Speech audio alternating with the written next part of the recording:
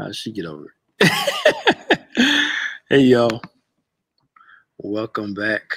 Welcome back. Welcome back. I hope they enjoyed it. Yeah. We hitting some stuff. Yes, sir. We're hitting some stuff here.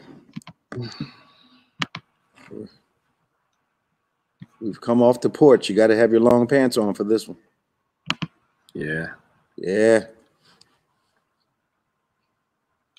They about to flood on here. But there they are. Hello, Vicky. I'm glad to see you back. Okay.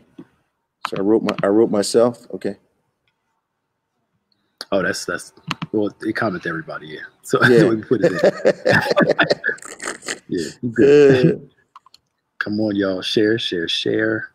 Yeah, come on. Come on in. Jeffrey, how you doing? Man, that first half-hour discussion went quickly, didn't it? Vicky Scott, how you doing? Yeah, it did. Charlisa Wilson, how are you? Hi. Okay. Y'all share as much as possible. Sid Webster. Love to have y'all on. Hey, Sid. Yeah, gotta load people up, man. It's yeah, Merrill Elise, how you doing? Colorado, welcome. Carolyn Skelton. Welcome, Buffalo, my leader. Hey, Pauline. Which part of Colorado are you from, Merle? Thomas Bird, hey, man. Yeah. Colorado. I know some people out there. Mm-hmm. Isn't what's his name? Hey, Tyrone. Maryland's in the house. Guy from Baltimore is pastoring out there. Yeah. Matthews. Matt. I know it's Matthew in there, right? Matthew. Something like that. Yeah. Vicky Walls, Oklahoma. How you doing? Cool. Evans, Colorado. Oh, I didn't know I had a town out there. Okay. Okay. Oh man, I can see the guy's face. Me too. It's gonna annoy me. I can see his bow ties. Yeah. What's up, Orlando? Eureka Transformation. Wildwood. Is that Pastor Willie Johnson's church? Yes, sir. Come here. Okay. Ada from Orlando. I was wondering if I'm going to see you today, Ada. How you doing? Donna. Hey, Donna. Orangeburg, South Carolina is in the house. Orange County, California is in the house. We got a real fruitful group here today. Orangeburg, Orange County. Yeah. Come on. Oh. Hey, Helen Posey. Got it. What's the matter? All right. Y'all share. Throw your questions in too. Share. Yeah, put your questions in. We want them.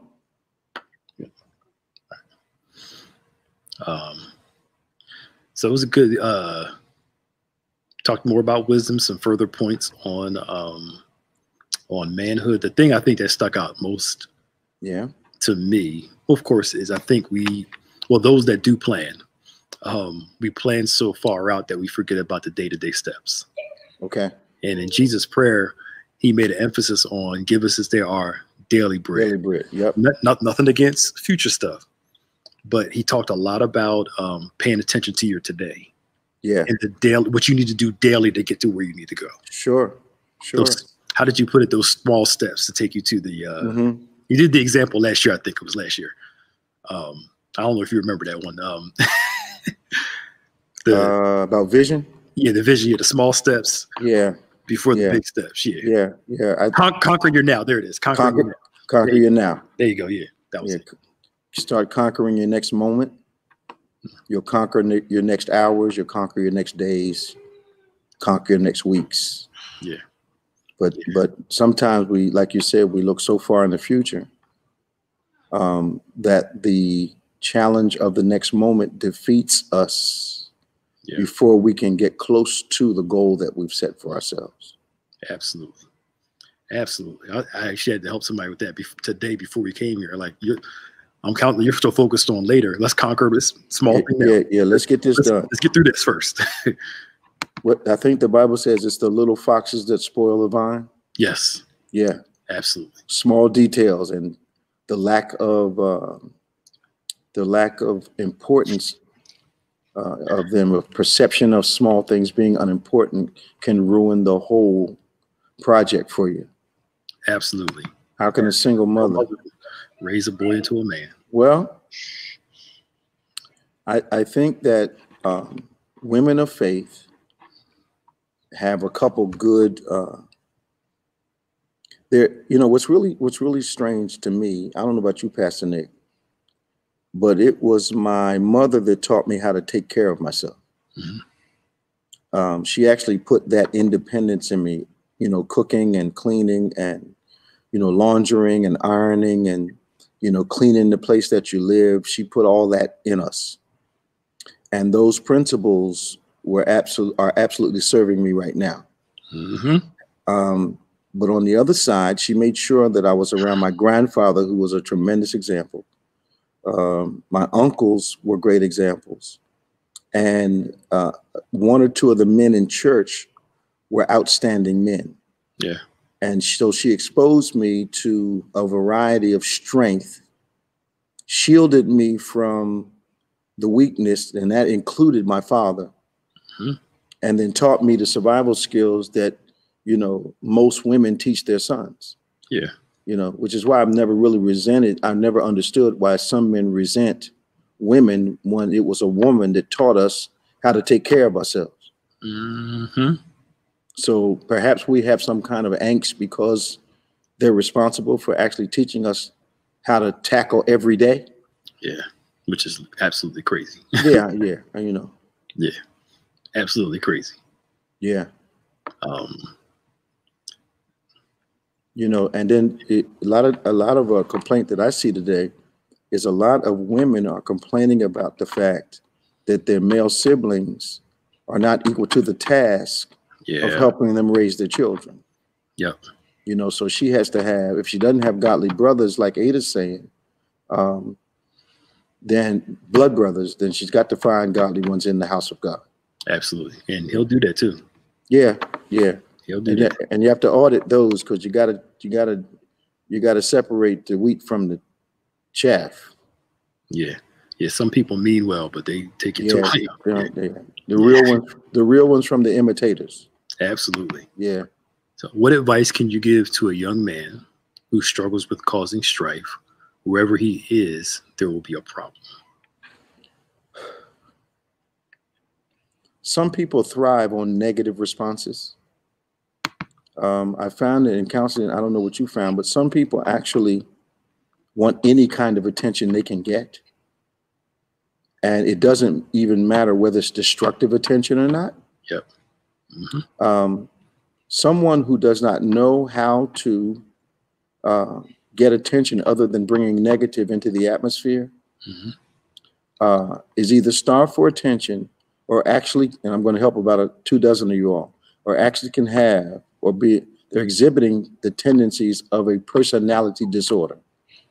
A personality disorder is someone who says negative things to you. Now listen to what I'm saying, not to drive you away, but to cause you to want to be closer to them. Mm-hmm. That's why it's called a personality disorder. So I curse you out and think that's going to make you want me more. Yeah. That's a personality disorder. Absolutely.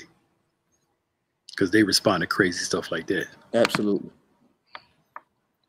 Absolutely. Yeah. Say horrible things to you.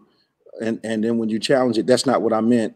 What I was trying to say was that I love you. Well, you got a real hard way of saying that. Yep. Yep. I remember I worked somewhere, and we all messed with each other, but she was like she went way over on the mess, and she was just ornery and just whatever. So I asked her one time, I said, why you treat me so bad? And she said, I only treat people that I love bad. I said, stop loving me. I'd stop. Because it was like out there, but it taught me something. Yeah. She didn't know how to be loved. Her way of being loved growing up was to be treated harsh that same way. Yep. So the only way that's what she thought love was I take you through the ringer and you should be able to put up with it too. And be okay with it. They don't know that they burn out relationships over time. If love is a fire, you can eventually put that fire out with that kind of behavior. Absolutely. Yeah. And then they're mad when they're alone. Well, and nobody was they test a thing till they break it. Yep. But really, it's a childish type of approach to a relationship, because children are the only people that break stuff they want to possess. That's true. That is so true. They break the toy and they want to play with it. Right. Yeah. Adults do that. Stress it till we break it and then say, oops. Oops. Yeah. I said I was sorry. Yeah. Crazy stuff like that. It's like a capitalist. They chew up everything in sight until they consume their own young. Yep. Elizabeth brought up a good topic. When you Elizabeth always brings up good topics. Hey, she really does. Yes, she does. When you talked about the employees pitting one against the other, I deal with an authority figure like that. So how would you navigate that particular? Actually, that person is attempting to be the center of attention by causing disunity among everyone that works with them. And one of the things that you have to do with a narcissist is begin to say things like, I appreciate how you feel about this, but I'm not going to allow you to draw me into this conversation because we differ in opinion. That type of thing, because what the narcissist wants is some kind of affirmation for their own self-use. They're extraordinarily difficult to, and if you have a boss that's like that, one of the things you have to become is the best problem solver in your department for that boss, because that gets the boss more praise, but then you raise your value to that narcissist boss. Interesting. Interesting. Helen Posey, but does what change? Or is it? Oh, I must have missed it. Yeah. Oh, I don't know what we were talking about in that part. Okay.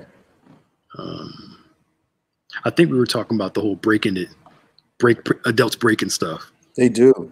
Yeah, I think that was part of the conversation. Yeah. Yeah. I don't know why we test things until we break them. And then suddenly the value of it goes up. Yep. But then you've broken it. And now the victim is responsible for the recovery of the relationship, which is patently unfair. Absolutely. And I think that for years, this was before your time, Pastor Nick, because we've never had this context here, but for years, when people would counsel couples, they would tell the victim, whether it was male or female, that they were the one that had to do all the forgiving, as if God was not concerned about how they felt. Yep.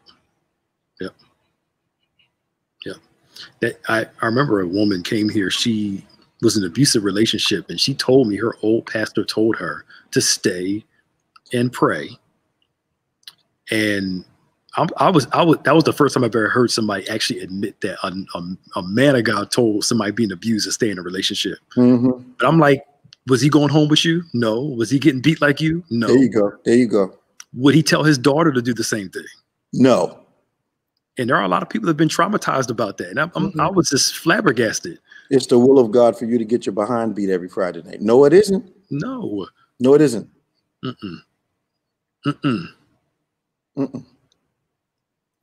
That's horrible, horrible advice. Yeah. And I don't know why pastors would chance the safety of a member that they cared about and tell them that foolishness when if it was your child, you'd go immediately and rescue them.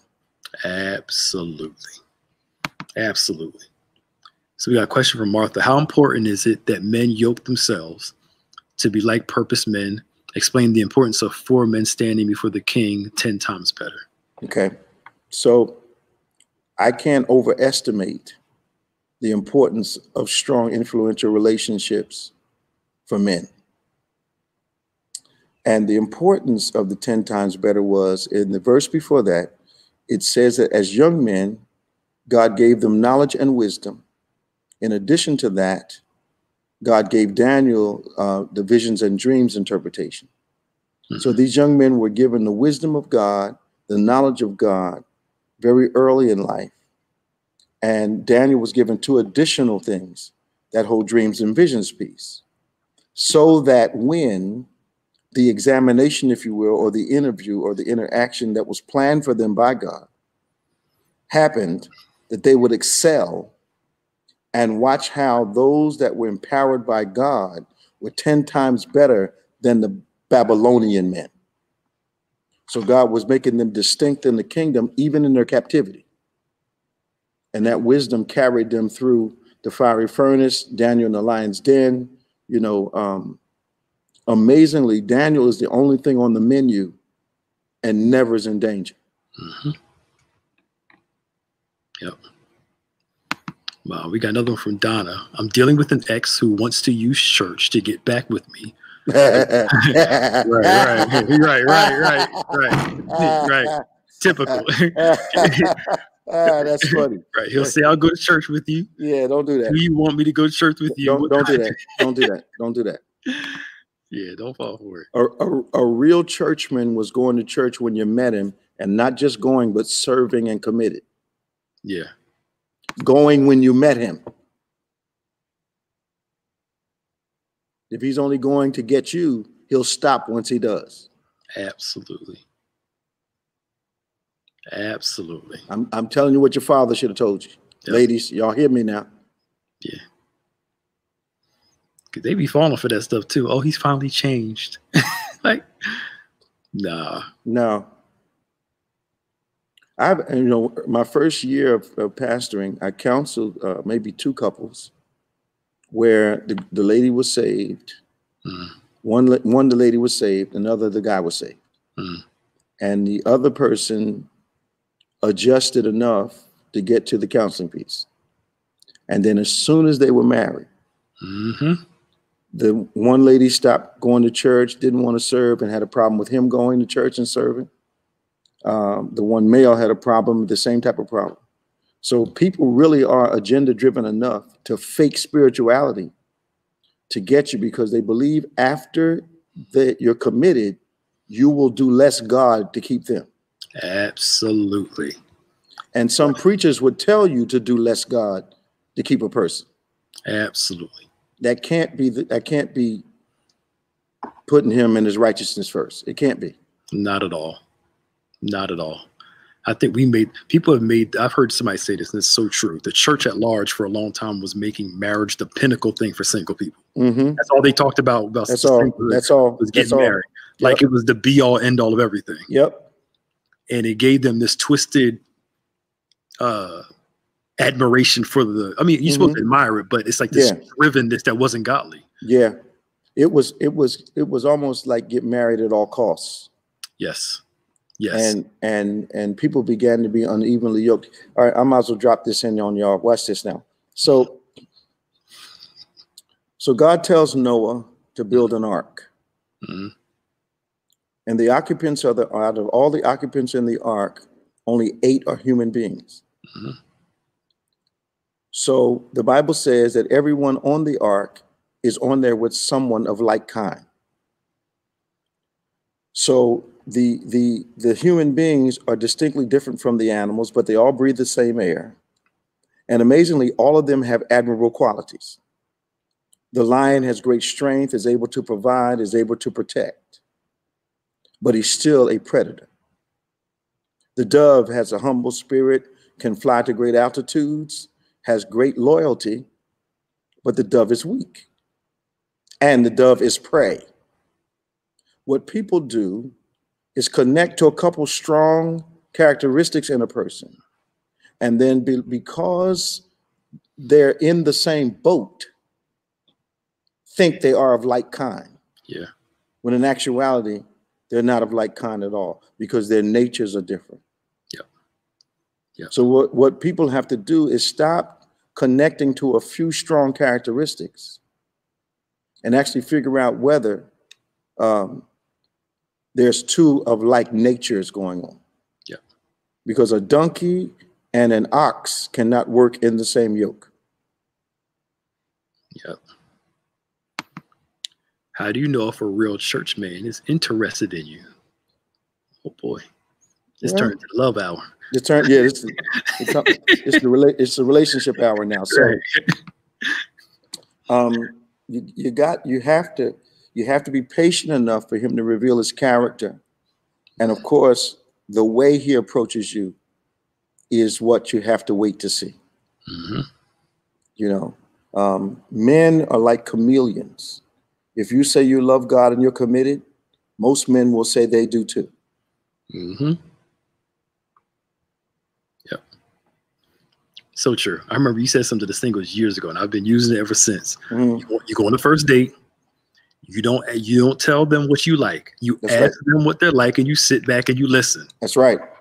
And then once they tell you they like to go to club, they like to do whatever. You tell them I like going to church, I like going, and then they change it. I love God too. Too late. No, now. You didn't offer that in your resume. Nope, Yeah. You didn't offer that. You revealed yourself.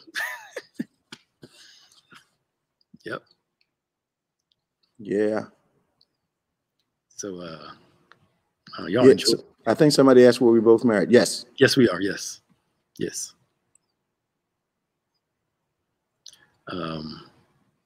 Y'all having fun in these comment sections. Yeah, I'm looking at them, man. Come on, y'all. We got a few minutes left. Get your questions in. Now, you do know you can be unevenly yoked in the church, right? Yes. Yes. You can have two people in the church. One is religious and the other is saved. Yep. Two different things. Absolutely. One is moral and the other is trying to live righteously.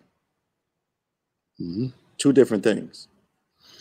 One been saved 20 years, the other one been saved 20 minutes. Unevenly yoked.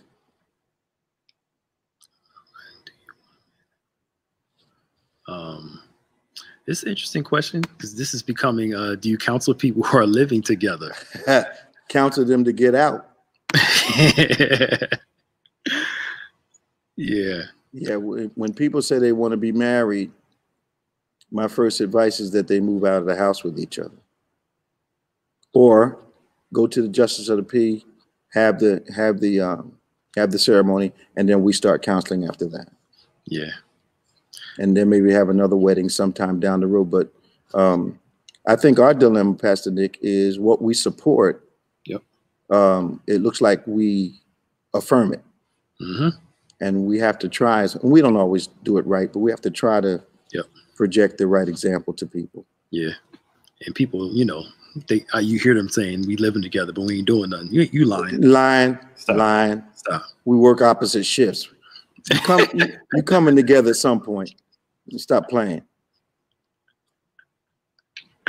So can a relationship survive unequally yoked? If you don't mind being miserable. Yeah, literally. And if the unevenness is drastic, but some people think that misery is a key principle in a long-term relationship. Mm-hmm. And no, it's not. Mm-mm. Nope. Every day is not supposed to be you hanging onto a cliff by your fingernails. That's right. You want some security and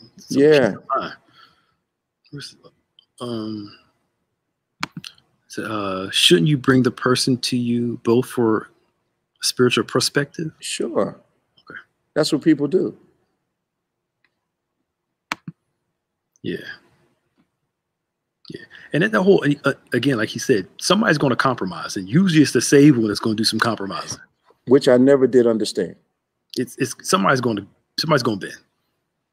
Sometimes I think, Pastor Nick, us saved folk are so hungry to be accepted that we will reject Jesus to be accepted by somebody else.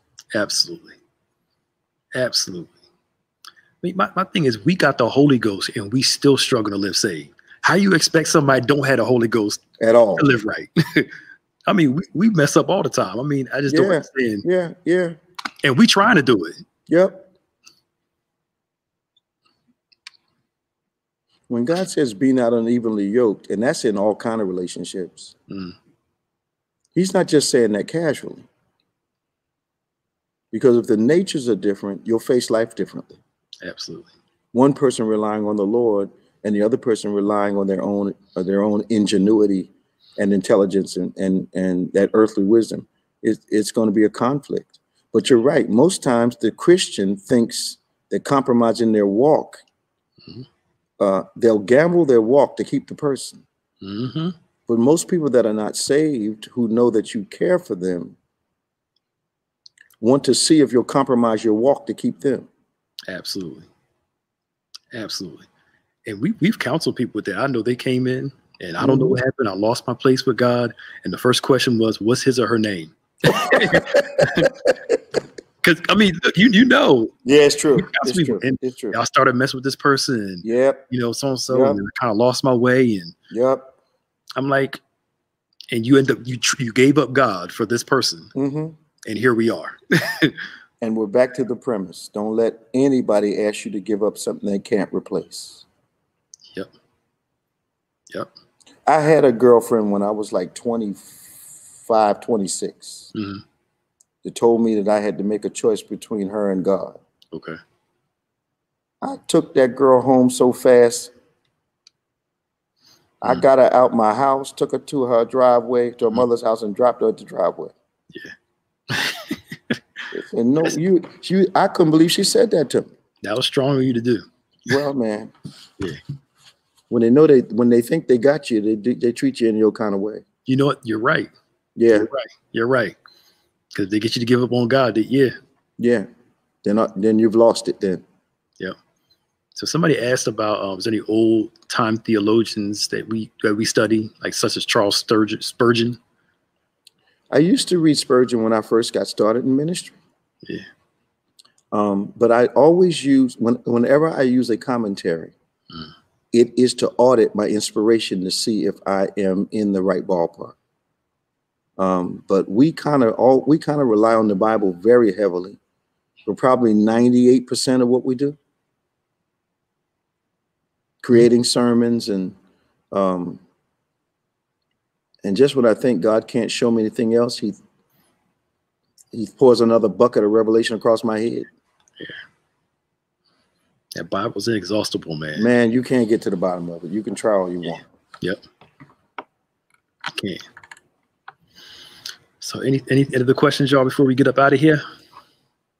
Man, we must have shut them down today. These must have been some mic dropping responses. Right. So just in case while y'all typing, don't oh, wait a minute, got something. Here it come. Is it said that there's somebody for everyone? When do you know, or how can you tell the right person for you? I think there is. I believe that's true. Okay. And I believe that the problem that we have with relationships is our experience is failure. So we go into a new relationship because the last one failed. And because our preparation has been failure, we often take the same mistakes into the next relationship. And sometimes the right person will come along. But since our past relationship experience is dictating how we're functioning in the present relationship, we'll mess up a good thing. And sometimes it's the very thing you've been longing for. Yep. Someone that cares, somebody that's courteous, somebody that's thoughtful, someone that's godly, someone that's, church-centered, God-centered, word-centered, that kind of thing. And you can become so used to dysfunction that when something real presents itself, you don't know how to conduct yourself. True. But I believe there is someone for everyone. Yeah, I read something. I read some Watchmen Nee stuff. Just some parts back in the day. Yeah, some parts. Sorry. Some parts be careful of, but just, not a bad. You got to treat it like fish. Keep the meat and throw the bones away. Yep. Right. So just in case, this Tuesday, Maya, I believe we got men's ministry. I asked in the chat, the private part. It's men's this Tuesday. You ain't no help. It's men's ministry this Tuesday at 7. What time? 7 o'clock? 7 o'clock, yes. They're putting out their men's session this Tuesday at 7. Okay. Wednesday, of course, Bible study. This Friday, we're doing a special fresh young adult panel again. Bishop's going to be on. We're going to talk about the importance of voting and getting involved in this upcoming election. I heard something interesting today. A young black man was saying he wasn't going to vote because he believed he was making more of an impact in the street. And my first question to him would have been, what have you impacted? Another young black woman came on and said that if you don't elect someone who has a tendency towards your needs, you cannot influence outcomes. Because when you elect them, you can start to talk to them. Yep. But this, I'm not voting because I get more done in the street. That's a self-fulfilling prophecy. You're going to be upset again. Absolutely. And then you're going to need some politicians to help you. Absolutely. With some money for programs, for some police and all that stuff. Absolutely. I don't understand why everything's either or. Why can't we do both? This and that is where the miracle is. Yep. So we're going to talk about that, especially to this young crowd. That young woke crowd is already getting on my nerves already. Is that what they call them, the woke crowd? I like to call them the woke crowd because they're very idealistic, but not enough nuance and experience to back up their ideals. Well, I think sometimes that idealism does not consider how the idea implemented will impact the people around them. Yep. It just sounds controversial. So I think you cannot, like with us, you can't lead people and not be concerned about the impact of what you're saying to them. Yep. Absolutely. So we're going to talk about that on Friday. Then, of course, on point at 9 o'clock, driving at noon. And then we'll be back next Sunday for 10 Times Better, y'all. It's going to be part 4 next week. If it's really blessing you, won't you please tell someone about it so they can join us and these discussions can get to as many people as possible and the teaching can get to as many people as possible. But you've got to invite people to join us. Absolutely. All right, y'all. The Lord bless you. See y'all later.